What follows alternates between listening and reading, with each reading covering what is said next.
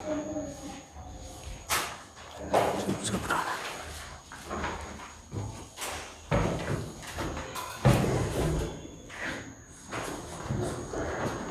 पाठ का नाम बाबू लिख लो तो। अब कोई आवाज़ नहीं करेगा, है ना।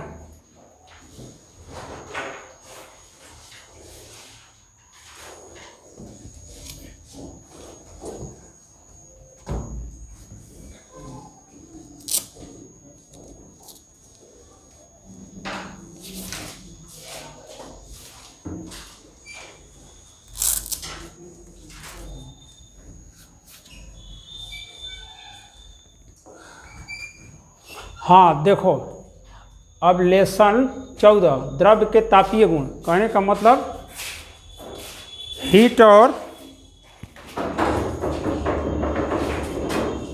और थर्मोडायनेमिक्स इसको कहा जाता है। तो इसमें क्या है, द्रव्य के तापीय गुण। इसमें क्या पढ़ना है, ताप एवं ऊष्मागति, thermal properties of matter, temperature and calorimetry. इसको कहा जाता है ताप एवं ऊष्मागति। ताप एवं ऊष्मागति।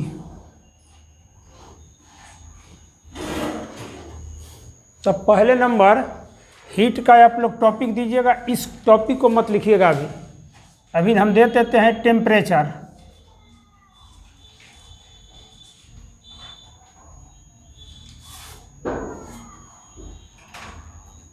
दोनों को पहले समझना बहुत ज़रूरी है कि हीट एंड टेम्परेचर है क्या, माने ऊष्मा और ताप है क्या।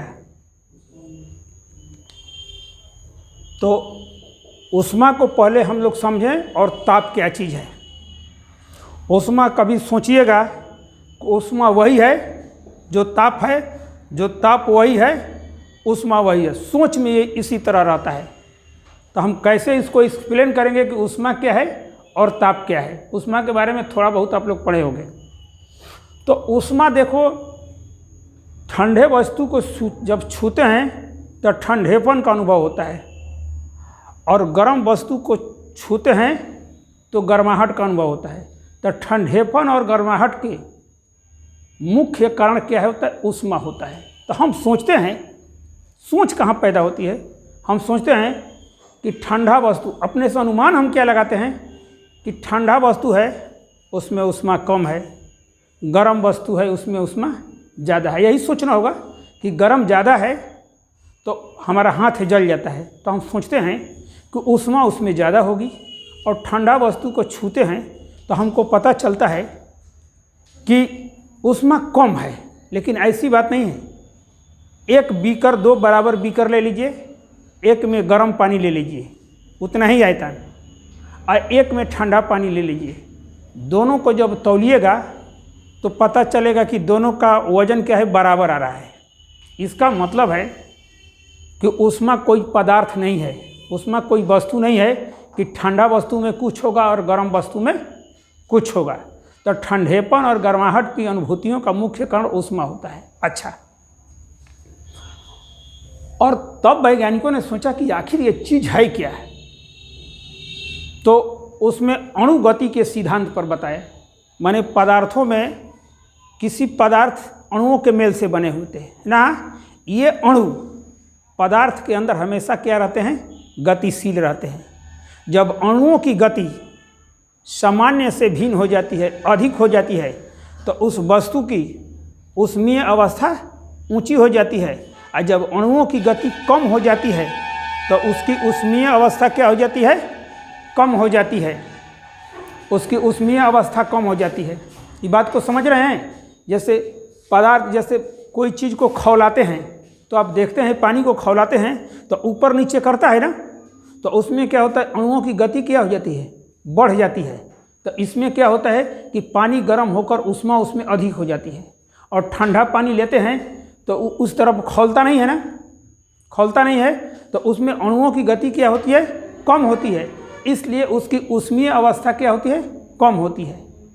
ठीक। तो अणु गति के सिद्धांत पर ऊष्मा का मापन कार्य किया जाता है कि जिन पदार्थों में के अणु में गति ज़्यादा होती है उसकी ऊष्मीय अवस्था अधिक होती है, और जिसमें कम होती है उसकी ऊष्मीय अवस्था कम होती है।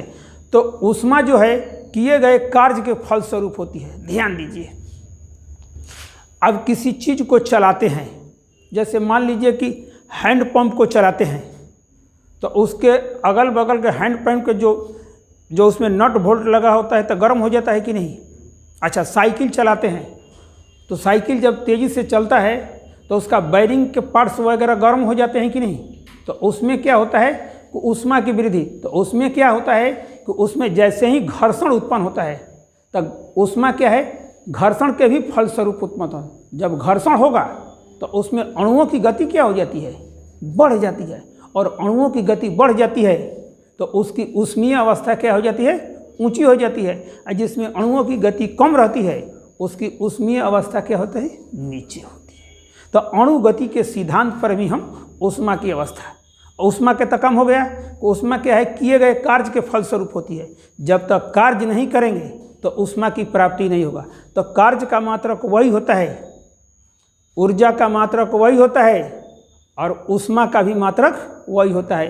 कार्य का एसआई मात्रक जूल होता है ना, ऊर्जा का एसआई मात्रक क्या होता है, जूल होता है ना।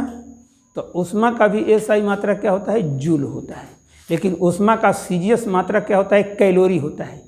तो उसको जब कैलोरी में व्यक्त किया गया तो उसको MKS पत्ती या SI पत्ती में उसको किलो कैलोरी कहा गया है। तो 1000 कैलोरी बराबर क्या होता है, 1000 कैलोरी बराबर होता है 1 किलो कैलोरी के बराबर होता है। तब आप लोग पढ़े होंगे शायद केमिस्ट्री में कि 1 कैलोरी बराबर 4.2 जूल। कभी नाम सुने हो? जब सर लोग 11 में केमिस्ट्री में पढ़ाए होंगे तो तुम लोग सुना होगा कि 1 कैलोरी बराबर कितना होता है, 4.2 जूल होता है। तो इसी आधार पर अब ताप को समझिए, दोनों को एक साथ समझिएगा ना तब। तो ताप क्या है, किसी पदार्थ का, कोई चीज़ हम ठंडा लेते हैं तो ठंडा महसूस होता है ना, गर्म है तो गर्म महसूस होता है। तो आदमी एक थर्मामीटर डाल देता है तो देखता है किसका टेम्परेचर कितना है। तो कभी कोई कहता 20 डिग्री सेंटीग्रेड है, तो कोई 30 डिग्री सेंटीग्रेड है, तो कोई 100 डिग्री। जैसे पानी का सबसे ज़्यादा तापमान कितना होता है, 100 डिग्री सेंटीग्रेड, और उसका सबसे कम होता है कितना, 0 डिग्री सेंटीग्रेड। क्योंकि 0 डिग्री सेंटीग्रेड पर क्या होता है, पानी बर्फ में परिवर्तित होने लगता है। तो कहने का मतलब किसी पदार्थ में ऊष्मा कितनी है, कोई पदार्थ कितना गर्म है, उसको माप देंगे ना तो उसके मापने की व्यवस्था को क्या कहते हैं, ताप कहते हैं।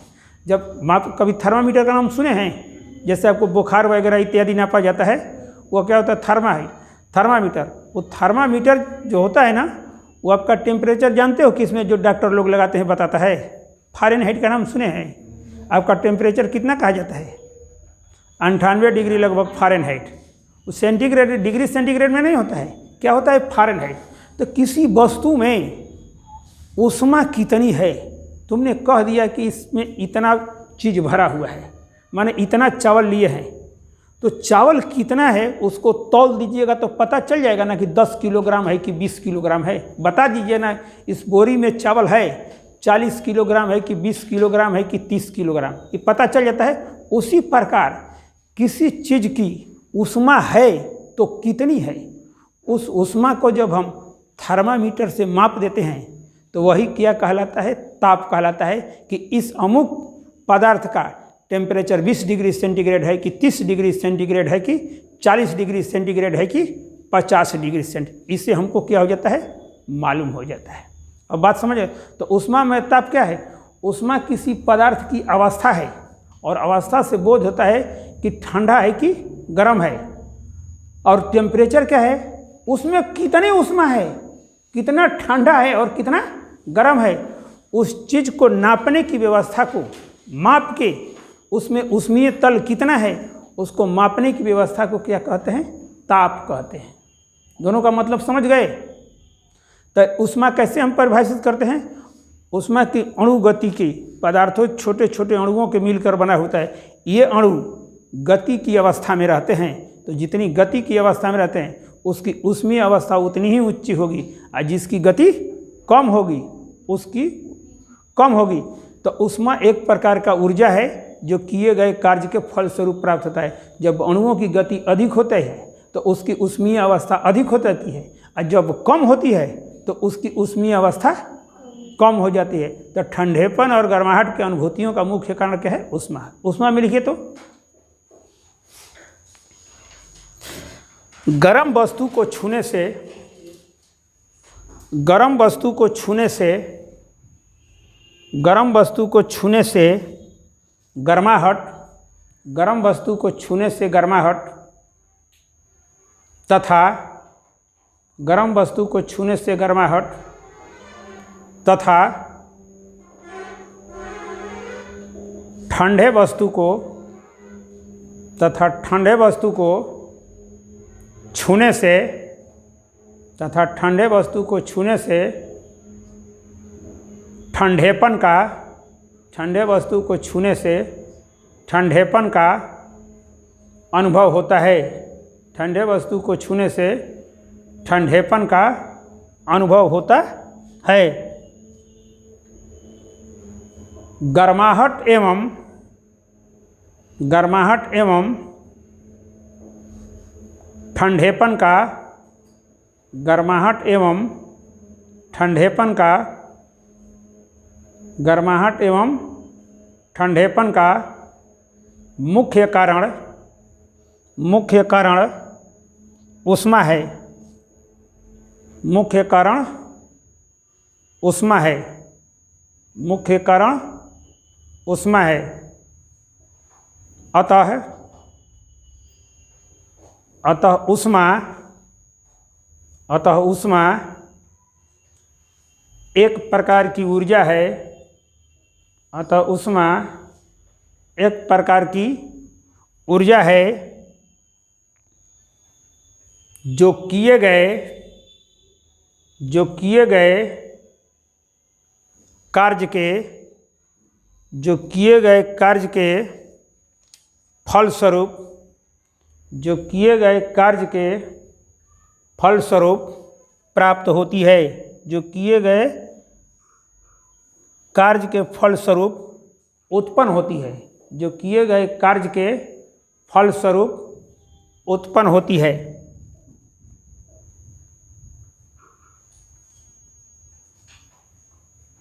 उत्पन्न होते ऊष्मा ऊर्जा, ऊष्मा ऊर्जा पिंड के अंदर, ऊष्मा ऊर्जा पिंड के अंदर स्थित, पिंड के अंदर स्थित अणुओं के, पिंड के अंदर स्थित अणुओं के गति के कारण, अणुओं के गति के कारण उत्पन्न होती है। अणुओं की गति के कारण उत्पन्न होती है। अणुओं की गति के कारण उत्पन्न होती है। अणुओं की गति, अणुओं की गति बढ़ जाने पर, अणुओं की गति बढ़ जाने पर ऊष्मा का मान, अणुओं की गति बढ़ जाने पर ऊष्मा का मान बढ़ जाता है। ऊष्मा का मान बढ़ जाता है। तथा, तथा घट जाने पर, तथा घट जाने पर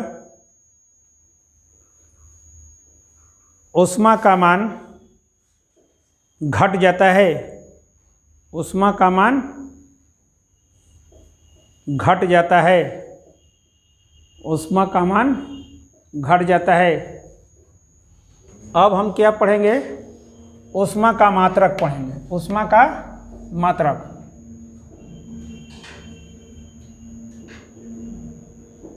ऊष्मा के मात्रक। ऊष्मा का, ऊष्मा का सीजीएस मात्रक, सीजीएस मात्रक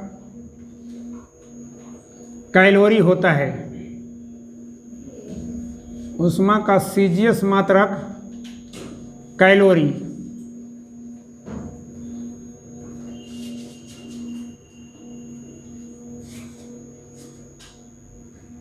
ऊष्मा का सीजीएस मात्रक कैलोरी होता है।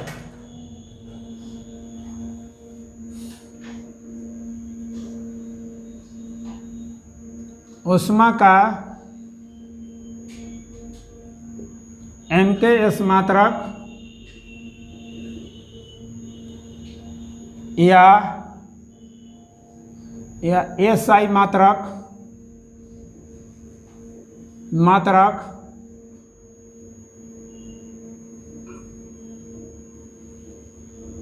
किलो कैलोरी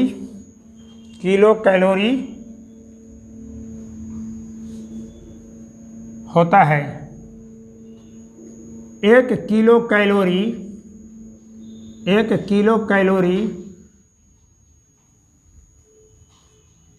किलो कैलोरी बराबर 1000 कैलोरी होता है।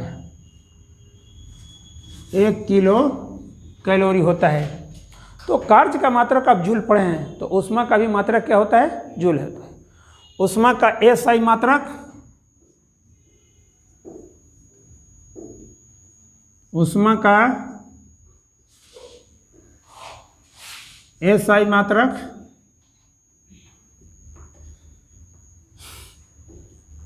जूल भी होता है। क्या होता है? जूल भी होता है।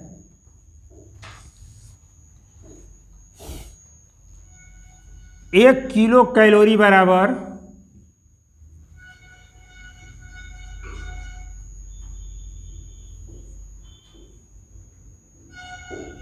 1 किलो कैलोरी बराबर होता है 4186।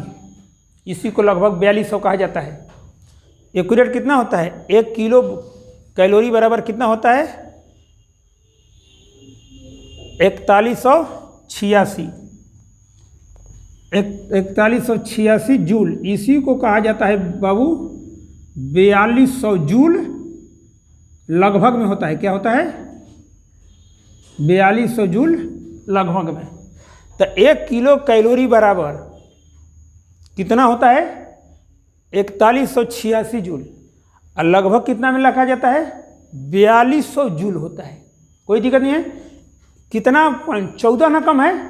14 में इसको क्या किया जाता है? सिंपल में सीधे सीधे क्या किया जाता है? जनरल भाषा में 4200 जूल। जब न्यूमेरिकल बनाइएगा तो आपको क्या लिखेगा? 4200। एक्यूरेट पॉइंट कितना होता है? 4146 जूल, 86 जूल। तो इसको क्या कहा गया है? 4200 जूल। तो चूंकि 1 किलो कैलोरी बराबर कितना होता है? तो ये बराबर कितना हो गया? 1000 कैलोरी हो गया बाबू। 1 किलो कैलोरी बराबर कितना होता है? 1 किलो कैलोरी बराबर 1000 कैलोरी। तो 1 कैलोरी का मान निकाल से 1000 कैलोरी बराबर कितना हो गया? 4200 जूल हो गया। तो 1 कैलोरी बराबर निकाल सकते हैं। इसलिए 1 कैलोरी बराबर कितना हो जाएगा? 1000 से भाग दे देंगे, उस साइड में जाएगा तो 4200 बटा में कितना हो जाएगा? 1000 जूल हो जाएगा। ये 2 को 0 से 2 को 0 कट गया। 10 से भाग देंगे तो कितना हो जाएगा? अरे 10 से भाग देने आएगा ना बाबू, देखो तो कितना हो जाएगा? 4.2 लग लीजिए। कलम कापी निकाले 10 से भाग देवे में। 10 से भाग में कलम कापी ना निकल जाला। 4.2 हो जाएगा। 4.2 जूल। तो आपको क्या याद रखना है? 1 कैलोरी बराबर कितना होता है? 4.2 जूल के बराबर होता है। क्लियर हो गया? तो याद करना है ऊष्मा का सीजीएस मात्रक कैलोरी होता है। और इसको एमकेएस में जब बनाया गया, एसआई से पहले कौन सा पत्ती आया है? एमकेएस, या उसी को एसआई पत्ती कहते हैं।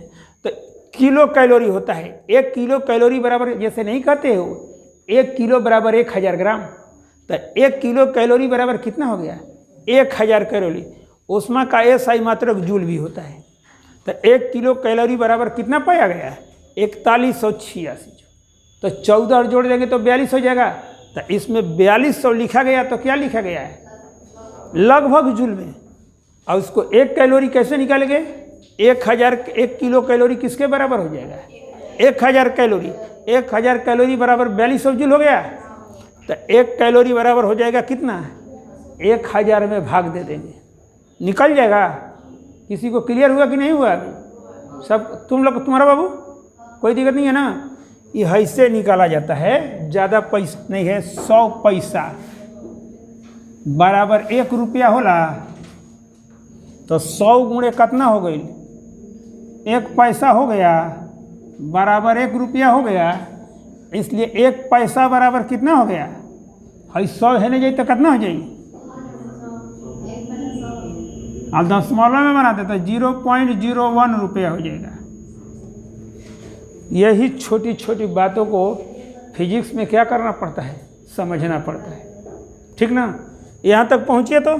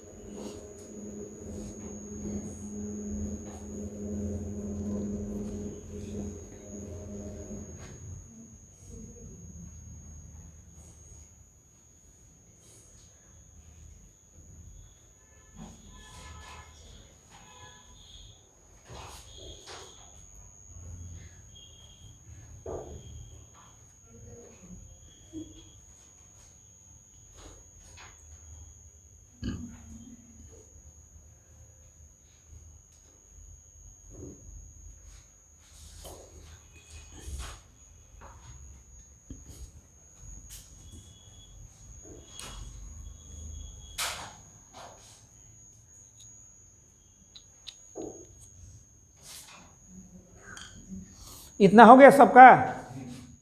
पहुँचो।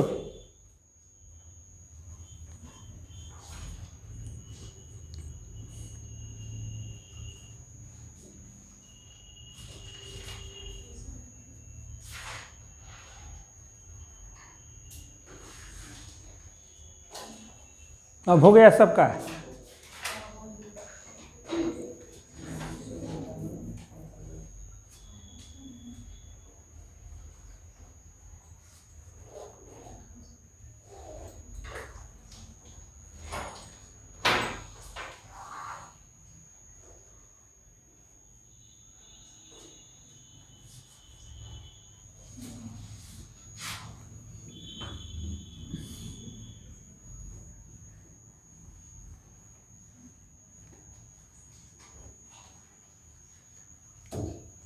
अब हम क्या देंगे? अगला टॉपिक टेम्परेचर।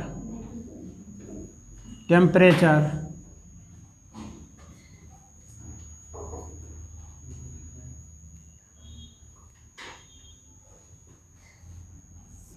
टॉपिक दीजिए टेम्परेचर का।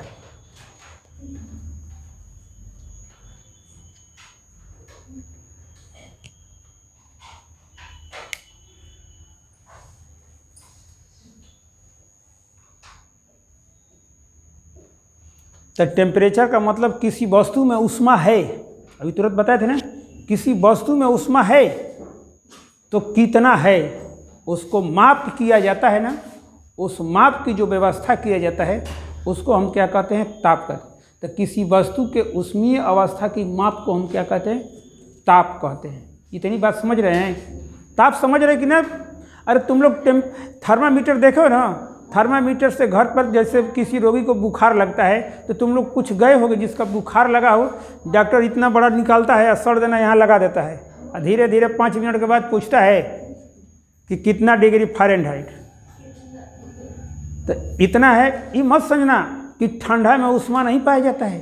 तो ठंडा पानी को जब बर्फ़ को नापिएगा तो कहाँ पहुँच जाएगा टेम्परेचर? 0 degree centigrade. कुछ जाड़ा के दिन में उसी पानी को नापिएगा, जैसे घर के बाहर रख दिए हैं, उसको 13-14 डिग्री सेंटीग्रेड बताएगा। ठीक ना? जाड़ा के दिन में, जाड़ा के दिन को पानी को नापिएगा ना तो 14 डिग्री 13 डिग्री सेंटीग्रेड बताएगा। और जैसे ही गर्मी के दिन में मापिएगा ना तो 30-40 डिग्री 45, जितना जितना वातावरण का टेम्परेचर होता है, तुम्हारा वातावरण का टेम्परेचर कितना होता है, इसमें 26 डिग्री 27 डिग्री जा रहा है ना। तो कहने के वातावरण का टेम्परेचर क्या है, तो इस समय इन्वायरमेंट का जितना टेम्परेचर होता है उस टेम्परेचर को क्या कहते हैं, वातावरण। अगर पानी को हम उस वातावरण में रख देंगे ना, तो पानी का भी टेम्परेचर क्या हो जाएगा, उतना ही हो जाएगा, ज़्यादा नहीं होगा। पानी का टेम्परेचर आपका इन्वायरमेंट के टेम्परेचर के क्या होता है बड़ा। तो कहने का मतलब कि किसी पदार्थ के ऊष्मीय अवस्था के या किसी पदार्थ के ऊष्मीय तल के माप को जो व्यवस्था किया जाता है उसे हम क्या कहते हैं, ताप कहते हैं। लिखिए तो, ताप किसी वस्तु के ताप किसी वस्तु के ताप किसी वस्तु के ताप किसी वस्तु के ऊष्मीय अवस्था को ताप किसी वस्तु के ऊष्मीय अवस्था को ताप किसी वस्तु के ऊष्मीय अवस्था को व्यक्त करता है, ऊष्मीय अवस्था को व्यक्त करता है, व्यक्त करता है। अर्थात ऊष्मा के मापन करने वाले, अर्थात ऊष्मा के मापन करने वाले, अर्थात ऊष्मा के मापन करने वाले पद को ही, अर्थात ऊष्मा के मापन करने वाले पद को ही ताप कहते हैं। ऊष्मा के मापन करने वाले पद को ही ताप कहते हैं। Paragraph change. ठंडा और गर्म वस्तु, ठंडा और गर्म वस्तु, ठंडा और गर्म वस्तु जब एक दूसरे के ऊष्मीय संपर्क में, जब एक दूसरे के ऊष्मीय संपर्क में लाए जाते हैं, जब एक दूसरे के ऊष्मीय संपर्क में लाए जाते हैं तो ऊष्मा का प्रवाह, तो ऊष्मा का प्रवाह ऊंचे ताप वाली, तो ऊष्मा का प्रवाह ऊंचे ताप वाली वस्तु से, ऊंचे ताप वाली वस्तु से निम्न ताप वाली, ऊंचे ताप वाली वस्तु से निम्न ताप वाली वस्तु की ओर होता है, निम्न ताप वाली वस्तु की ओर होता है, निम्न ताप वाली वस्तु की ओर होता है। निम्न ताप वाली वस्तु की ओर होता है। नीचे इन्वर्टेड कॉमा लगाओ तो, अतः ऊष्मा प्रवाह की, अतः ऊष्मा प्रवाह की दिशा को, अतः ऊष्मा प्रवाह की दिशा को निर्धारित करने वाले, अतः ऊष्मा प्रवाह की दिशा को निर्धारित करने वाले पद को ही,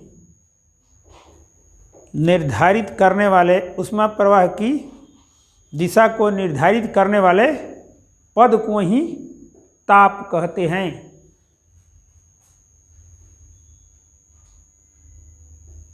ताप कहते हैं। अच्छा, दो टॉपिक पढ़ा है। दो टॉपिक में आपने क्या सीखा? ऊष्मा और टेम्परेचर, ऊष्मा और ताप। ऊष्मा क्या चीज़ है? ऊष्मा वस्तु की अवस्था है कि कौन वस्तु ठंडा है तो कितनी ठंडा है। ठंडा है महसूस होगा ना, हाथ से छुएंगे। पानी को एक जगह गर्म और भाप पैसा ना निकले तब बता सकते हैं। गिलास में दूर से रख दिया जाए गर्म और ठंडा पानी, तब बता दीजिए कि ये पानी गर्म है, ये पानी ठंडा है। नहीं, उसको कुछ चीज़ को क्या होता है अपने अनुभव के आधार पर, जब तक उसको छुएंगे नहीं तो पता चलेगा। मान लिया मैं भाप कह देंगे, एगो भाप निकल रहा है। अच्छा, भाप ना निकले, एगो थोड़ा गर्म हो गया, एगो ठंडा हो गया, तो आप एगो नॉर्मल पानी ले लीजिए। एक क्या लीजिए, एकदम उसको 5 डिग्री सेंटीग्रेड पर फ्रिज में रख दिए हैं, फ्रिज में रखे हैं ना, एक कल का पानी रख लीजिए, तो दोनों के टेम्परेचर में अंतर होगा। दोनों को रख दीजिए तो पता चलेगा दूर से पास में कि कौन ठंडा और कौन, जब तक छुएगा नहीं तब तक पता नहीं चलेगा कि कौन ठंडा और कौन गर्म है। तो ठंडा का अनुभूति होना और गर्म की अनुभूति होना वो क्या कहलाता है? ऊष्मा कहलाता है। ये क्यों होता है? जिन वस्तुओं में अणुओं की गति तीव्र होगी, तीव्र जब अणु गति करेंगे तो घर्षण होगा ना, जितना ही घर्षण होगा वो गर्माहट उतनी ही तेज़ी से बढ़ेगी। और ठंडा में क्या होता है? अणुओं की गति क्या होती है? धीमा हो जाती है, तो उसमें क्या होता है? ठंडापन होता है। आप पानी को जब गर्म करते हैं तो क्या देखते हैं? उसके पानी के अणु क्या करते हैं? एक दूसरे में घर्षण करते हैं, और घर्षण के फलस्वरूप क्या होते हैं? उसकी ऊष्मा क्या हो जाती है? बढ़ जाती है। तब क्या हो जाता है? वो वस्तु क्या हो जाता है? गर्म हो जाता है। तो वो ऊष्मा कहलाया। लेकिन किसी वस्तु में कोई चीज़ कितना गर्म है और कोई चीज़ कितना ठंडा है, उसका मापन कार्य करते हैं। जैसे तुम्हारे घर कह दिया कि बताओ कि चावल कितना किलोग्राम है, तो जाके बटाखरा से तोलेगा ना, तब न बताएगा कि 5 किलोग्राम है। अब कहेगा कि इसका टेम्परेचर कितना है, तो अंदाजे बताओगे? ऐसे तेरी घड़ी मोबाइल के मशीन में तो फट देना बता दे तड़संगे यानी के सराउंडिंग के टेम्परेचर कितना है। उसको मापने के लिए क्या होगा? एक थर्मामीटर उसमें डाल दीजिएगा, तुरंत बता देगा कि इसका कितना डिग्री सेंटीग्रेड है। फ़ारेनहाइट स्केल पर लिखिएगा तो कितना फ़ारेनहाइट है, कितना केल्विन पर नापिएगा तो कितना केल्विन। केल्विन में अगर पढ़े होंगे, अभी केमिस्ट्री में पढ़े थे ना, केल्विन 273 जोड़ा जाता था ना। ये सारा चीज़ आगे बताया जाएगा, हर चीज़ कुछ केमिस्ट्री से रिलेशन बनता है। तो वहाँ पर टेम्परेचर होता है। तो टेम्परेचर क्या है? किसी पदार्थ, सिंपल में कैसे याद करेंगे? किसी पदार्थ की ऊष्मीय अवस्था को मापने की प्रक्रिया, ऊष्मा कितनी है, उसके मापन कार्य को ही हम क्या कहते हैं? ताप कहते हैं। ठीक ना? अरे ऊष्मा की मापने की व्यवस्था, ऊष्मा के मापने के पद को, कोई चीज़ गर्म है तो कितना गर्म है, तो नहीं कह देगा कि 40 डिग्री सेंटीग्रेड है, नापेगा तो नहीं। क्या एगो ठंडा पानी है तो कह दे उसको नापिएगा तो 5 डिग्री सेंटीग्रेड हो जाएगा। तो ऊष्मा को माप दिए तो ताप हो गया। और उसकी अवस्था क्या है? ठंडा है कि गर्म है, उसे हम क्या कहते हैं? ऊष्मा है। ये पाठ में ये इसका चीज़ का नाम है हीट एंड टेम्परेचर। तो जितना इस पाठ में पढ़िएगा तो हीट है, ऊष्मा है, तो उसका टेम्परेचर कितना है, यही 2 चीज़ पूरे हीट में पढ़ना है, कोई दूसरा चीज़ पढ़ना नहीं है।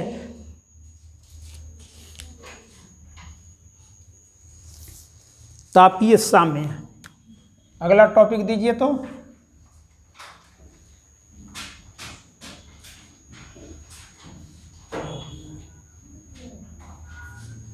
तापीय साम्य, थर्मल इक्विलिब्रियम।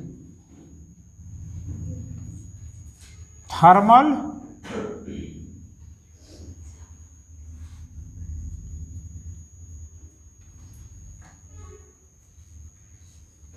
इक्विलिब्रियम।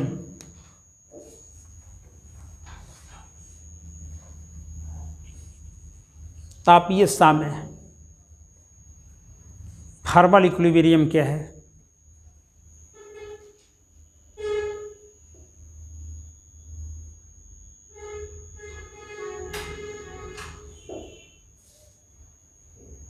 टॉपिक लिख दिए?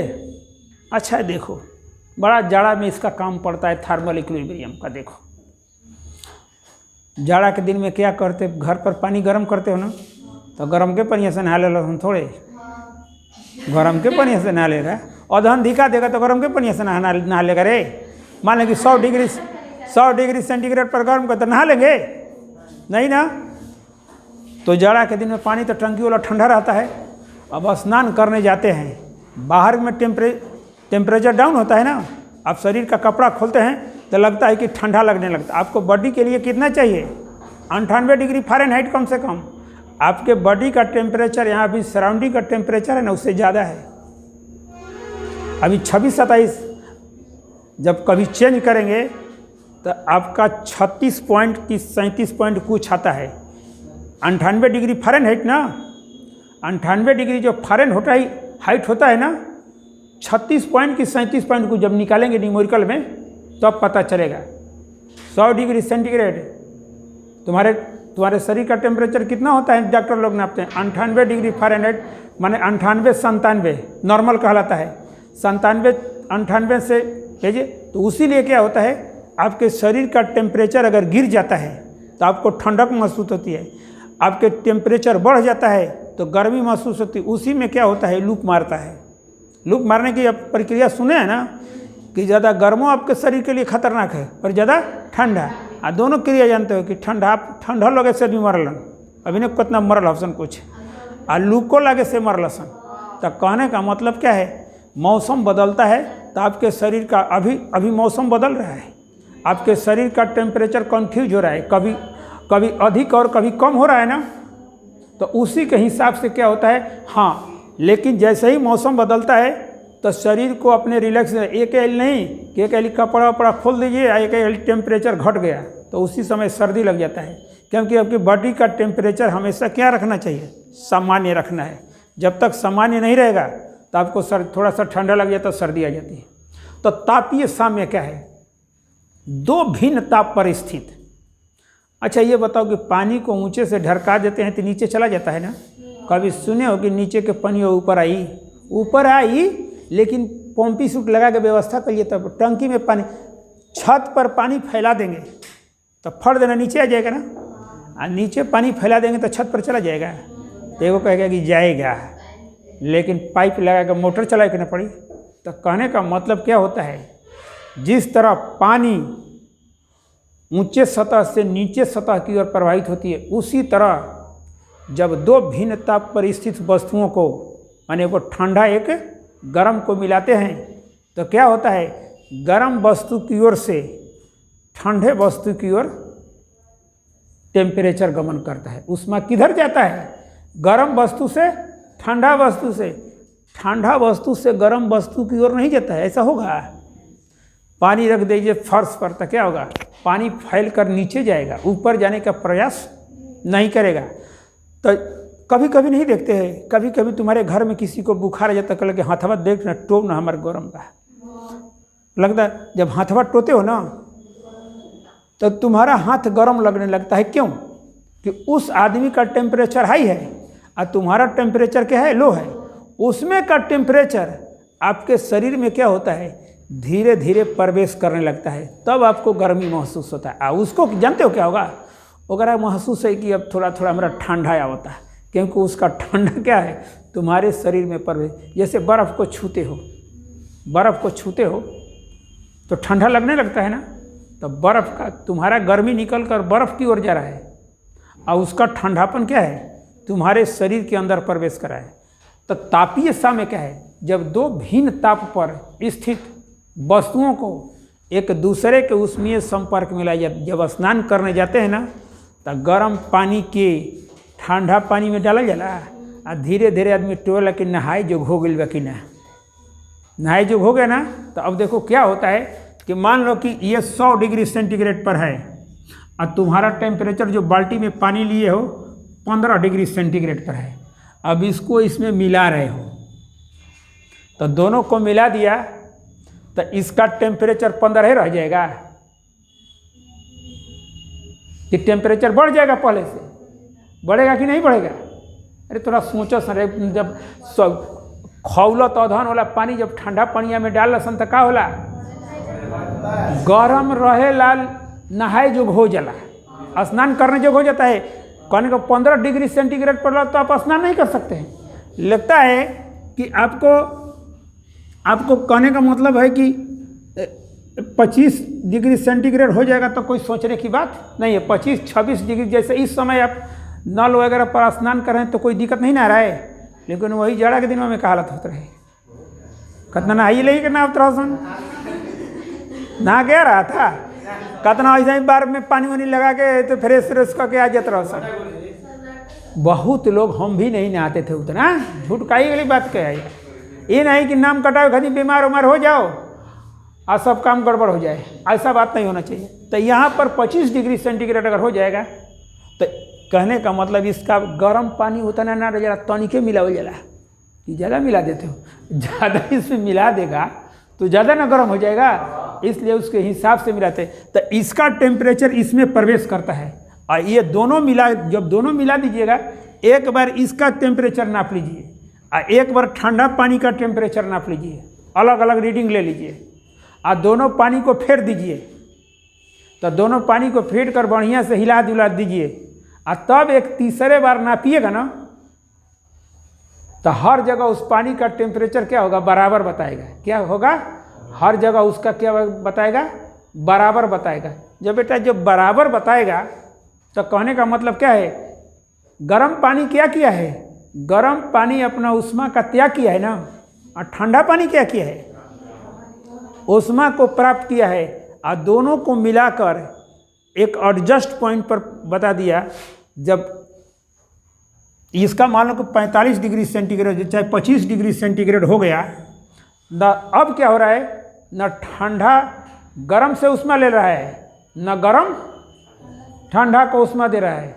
दोनों क्या हो गया? इक्विलिब्रियम स्टेट में हो गए।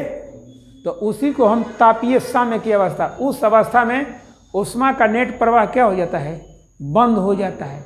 ऊष्मा का नेट प्रवाह बंद हो जाता है।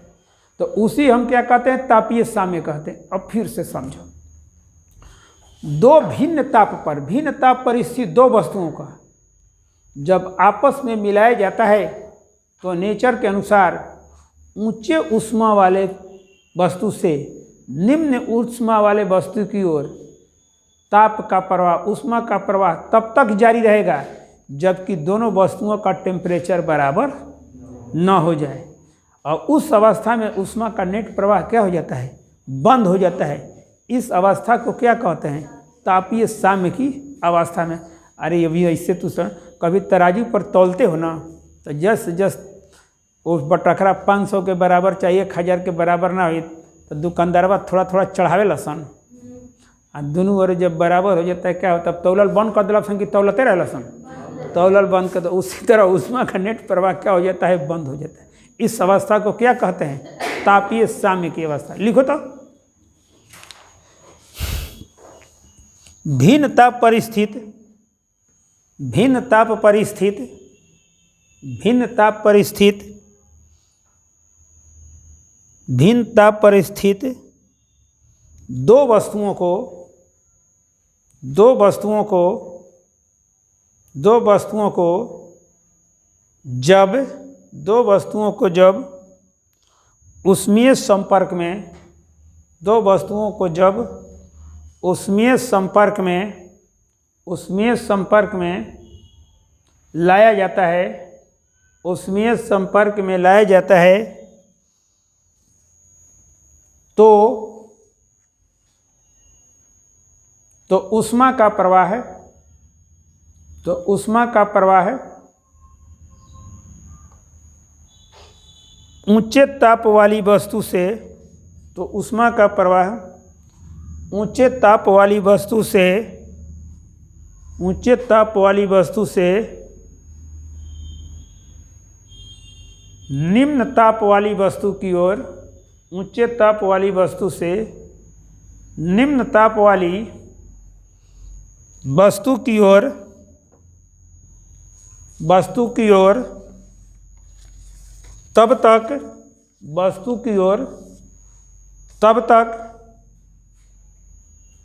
तक प्रवाहित होता है, रहता है, तब तक प्रवाहित होता रहता है, तब तक प्रवाहित होता रहता है जब तक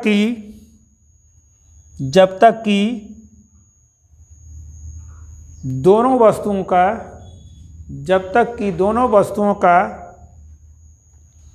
ताप, जब तक कि दोनों वस्तुओं का ताप बराबर नहीं हो जाता है, जब तक कि दोनों वस्तुओं का ताप बराबर नहीं हो जाता है। इस अवस्था को, इस अवस्था को, इस अवस्था में लिखना, इस अवस्था में ऊष्मा का, इस अवस्था में ऊष्मा का कुल प्रवाह है, इस अवस्था में ऊष्मा का कुल प्रवाह बंद हो जाता है। इस अवस्था में ऊष्मा का कुल प्रवाह बंद हो जाता है, बंद हो जाता है। इस अवस्था को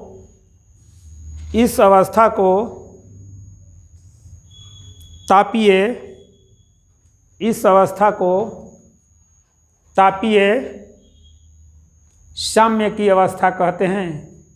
इस अवस्था को तापीय साम्य की अवस्था कहते हैं। इस अवस्था को तापीय साम्य की अवस्था कहते हैं। इस अवस्था को तापीय साम्य की अवस्था कहते हैं। प्रिंसिपल ऑफ थर्मामेट्री,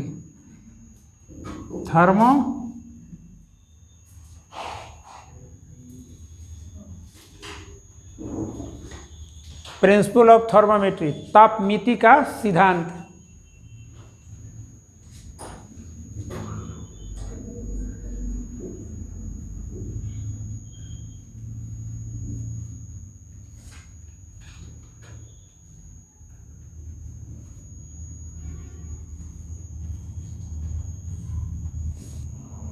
तापमिति का सिद्धांत, प्रिंसिपल ऑफ थर्मामेट्री।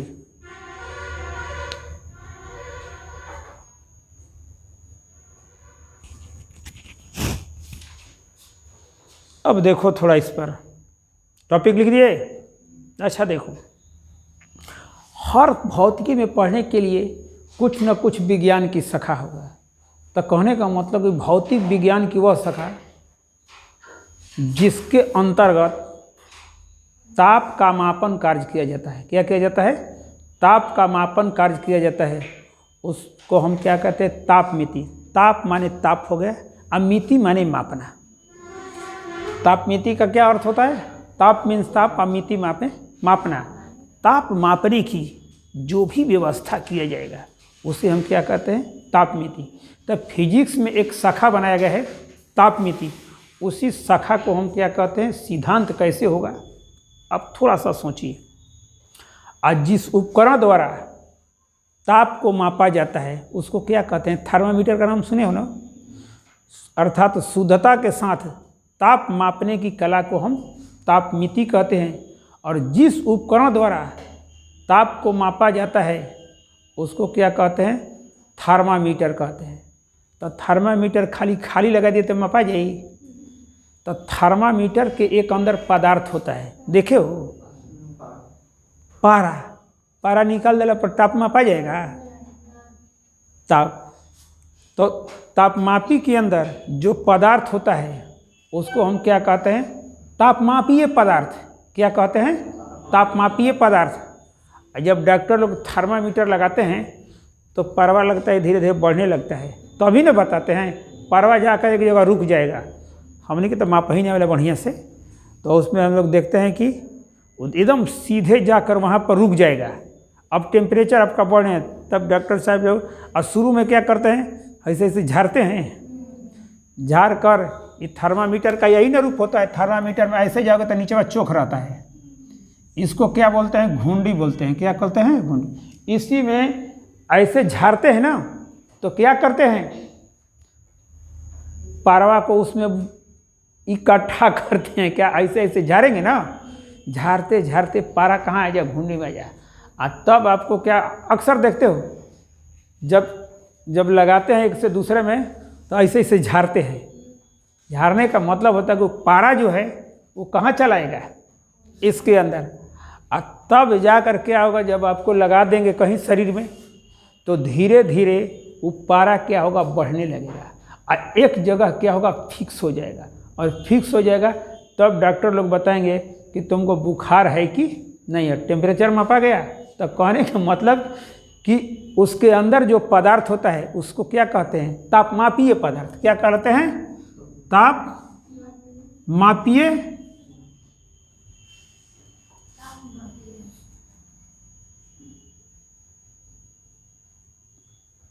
तापमापीय पदार्थ। तो तापमापीय पदार्थ क्या लिया जाता है उसमें? पारा। पारा को जब तक नहीं डालेंगे तो थर्मामीटर बनेगा? थर्मामीटर को कहते हैं तापमापी, ताप मापने वाला चीज को तापमापी। तो सुन, फिर अब एक बार सुन लो, जैसे जैसे टेम्परेचर बढ़ेगा ना तब पारा आगे मुँह बढ़ेगा। अरे पारा बढ़ेगा तभी ना बताओगे कि इतना तुम्हारा टेम्परेचर है, इतना नहीं टेम्परेचर है। तो कहने का मतलब कि मापा गया जो ताप है किसके समानुपाती होता है? तापमापीय पदार्थ के गुण के। तापमापीय पदार्थ के गुण के समान। जितना टेम्परेचर बढ़ेगा उतना ही परवा का होई, आगा मुँह बढ़ी, बढ़ेगा ना। अरे जितना जिलेबी खइबे तबे ना ओकरा घरवा में के छतवा घटी। आ जिलेबी ऐसे रखा रही अब एथुइया में चुपचाप नहीं खाएगा तो जिलेबिया घटेगा। उसी तरह क्या होगा कि जब टेम्परेचर बढ़ेगा तो इसमें से क्या है, अपने आप इसमें से पारा निकल कर आगे के मुँह खिसकते जाएगा। तो बढ़ाएगा कि 97 डिग्री, तो कोनो का बुखार चला जाएगा, कहते 104 डिग्री हो गए। सुने हो ना, 103 डिग्री हो गए, फलानवा के बुखार बड़ा हाई हो गई बा, ओकर देहिए जरता। का कहले सन, ओकर देहिए जरता कहते हो ना। तो वह क्या होगा, तो उसी को किसी को 6-7 तक चला जाता है, कभी कभी बहुत हाई हो जाता है, उसलिए आदमी मर जाता है। 7 तक जाता है ना तो उसके जीने की संभावना रहती है, तो मर ही जाता है। तो डॉक्टर लोग उसको क्या करते हैं, सभी समझो कि 102 डिग्री 100 पार हो गया तो समझो कि आपको बढ़िया से फीवर हो गया। 102-3 इस तरह चला जाता है। 102-3 तक सभी को नॉर्मल आ जाता है, कभी कभी धीरे धीरे किया जाता है। तो अब देखो, शुद्धता के साथ भौतिक विज्ञान की वह शाखा जिसके द्वारा ताप का मापन कार्य किया जाता है उसको हम तापमिति कहते हैं। अर्थात शुद्धता के साथ ताप मापने की कला को हम क्या कहते हैं, तापमिति कहते हैं। जिस उपकरण द्वारा ताप को मापा जाता है उसको तापमापी कहते हैं। क्या कहते हैं, ये तापमिति हो गया। आइए क्या, ताप मापी। ताप मापी का मतलब क्या होगा, ताप मापे वाला मशीन। इसको हम अंग्रेजी में क्या कहते हैं, थर्मामीटर, थर्मोमीटर। और तापमापी के अंदर जो पदार्थ रहता है उस पदार्थ को क्या बोलते हैं, तापमापीय पदार्थ। और तापमापीय पदार्थ को क्या लिया जाता है, पारा लिया जाता है। ठीक। और मापा गया ताप जो होता है तापमापीय पदार्थ के गुण पर निर्भर करता है। जितना टेम्परेचर होगा पारा उतना ही बढ़ेगा ना। मान लिया कि टेम्परेचर T नाप लिए और थर्मामीटर का पारा कितना बढ़ गया, X बढ़ गया, तो T समानुपाती कितना हो गया, X। जितने ताप भागी उतने न पारा फैली। तो जितना करेगा, जितना सामान पैसा ले जाएगा उतने न तरह के दुकानी पर सामान मिली। कि बेसी दे दिया सने के 100 रुपया के नोट देवे कल संगे दुकानिए दे दो, ऐसा हो ही नहीं ना होगा। तो उसी चीज़ को समानुपाती चीज कहा जाता है। अब कोई दिक्कत नहीं, इसी पर थ्योरी बनाएंगे और ताप मापन कार्य को कैसे करेंगे। लिखो तो, भौतिक विज्ञान की वह शाखा, भौतिक विज्ञान की वह शाखा, भौतिक विज्ञान की वह शाखा जिसके अंतर्गत, भौतिक विज्ञान की वह शाखा जिसके अंतर्गत, भौतिक विज्ञान की वह शाखा जिसके अंतर्गत ताप का, जिसके अंतर्गत ताप का मापन कार्य किया जाता है, ताप का मापन कार्य किया जाता है, मापन कार्य किया जाता है, तापमिति कहलाता है, तापमिति कहलाता है, तापमिति कहलाता है।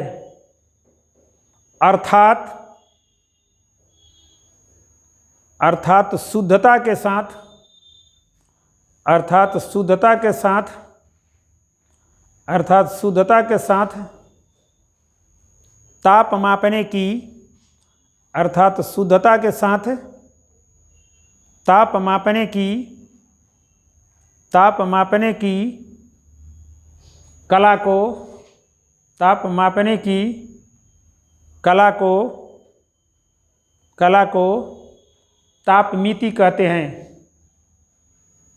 तापमिति कहते हैं, तापमिति कहते हैं। जिस उपकरण द्वारा, जिस उपकरण द्वारा ताप का, जिस उपकरण द्वारा ताप का मापन कार्य किया जाता है, जिस उपकरण द्वारा ताप का मापन कार्य किया जाता है, जिस उपकरण द्वारा ताप का मापन कार्य किया जाता है, उसे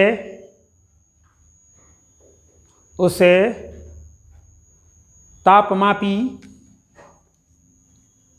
तापमापी, अब क्वेश्चन में लिख देना थर्मामीटर, तापमापी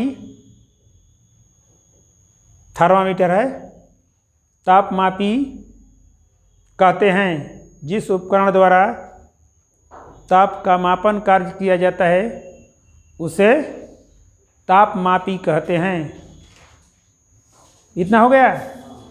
तापमापी के अंदर घबराइया सन होता है, ये हमारा मन से बच चलेगा। तापमापी के अंदर, तापमापी के अंदर जिस पदार्थ का, तापमापी के अंदर जिस पदार्थ का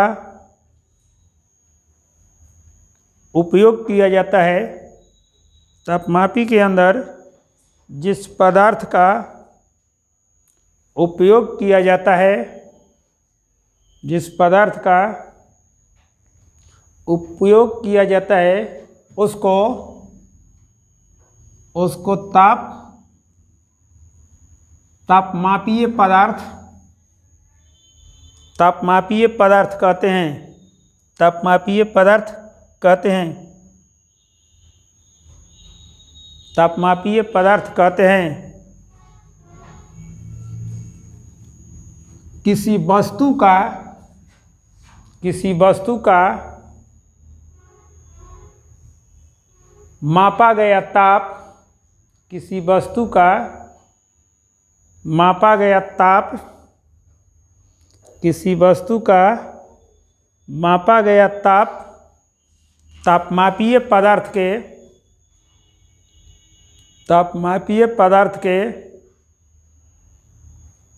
तापमापीय पदार्थ के गुण पर, तापमापीय पदार्थ के गुण पर निर्भर करता है, तापमापीय पदार्थ के गुण पर निर्भर करता है,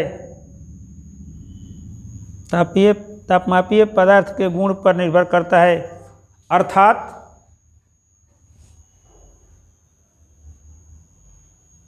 तापमापीय पदार्थ, अर्थात तापमापीय पदार्थ के गुण के, अर्थात तापमापीय पदार्थ के गुण के सीधा समानुपाती होता है, अर्थात तापमापीय पदार्थ के गुण के सीधा समानुपाती होता है, सीधा समानुपाती होता है, सीधा समानुपाती होता है। Paragraph change. मान लिया कि किसी वस्तु का, मान लिया कि किसी वस्तु का ताप T है, बड़ा T। मान लिया कि किसी वस्तु का ताप T है तथा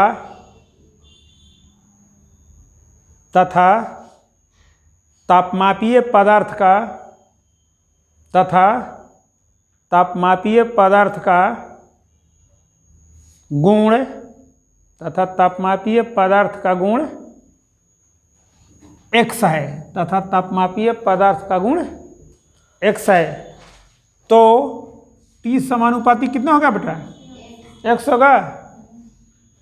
तो T बराबर कितना होगा? kx। समीकरण 1 जहां k एक क्या है? जहां k एक नियतांक है, जहां k एक नियतांक है। अब देखो तो थोड़ा 2 मिनट। यदि T1 तथा T2, यदि T1 तथा T2 ताप पर तापमापीय पदार्थ का गुण x1 तथा x2 है। T1 ताप पर कितना हो गया गुण? x1 हो गया, तथा T2 पर कितना होगा? x2 हो, तो समीकरण 1 से कैसे लिखेंगे? समीकरण 1 से क्या लिखेंगे? T के जगह पर बेटा कितना हो जाएगा? T के जगह पर कितना होगा? T1। के समानुपाती नियतांक को कोई बिगड़ेगा नहीं। K के जगह पर K, x के जगह पर कितना हो जाएगा? x1। ये समीकरण कितना हो गया? 2। तथा T2 बराबर कितना हो जाएगा? K के जगह पर K का मान क्यों नहीं चेंज करा है? क्यों? कांस्टेंट है, उसके मान में कोई परिवर्तन। ये समीकरण कितना हो गया? 3। अब समीकरण 2/3 कर दिया जाए। समीकरण 2 में समीकरण 3 से कितना होगा? T1 बटा में T2 बराबर kx1 बटा में कितना होगा? k कट गया, इसलिए T1 बटा में T2 बराबर x1 बटा में कितना हो जाएगा? x2। ये समीकरण कितना हो गया? 4। समीकरण 4 तापमिति का सिद्धांत है। इस समीकरण द्वारा बताओ कि अज्ञात ताप माप लेंगे कि नहीं? अगर T1 का मान निकालना है तो पर भी निकाल लेंगे, T2 का मान निकालना होगा तो पर भी। समीकरण 4 की सहायता से, समीकरण 4 की सहायता से किसी वस्तु का अज्ञात ताप ज्ञात कर लिया जाता है।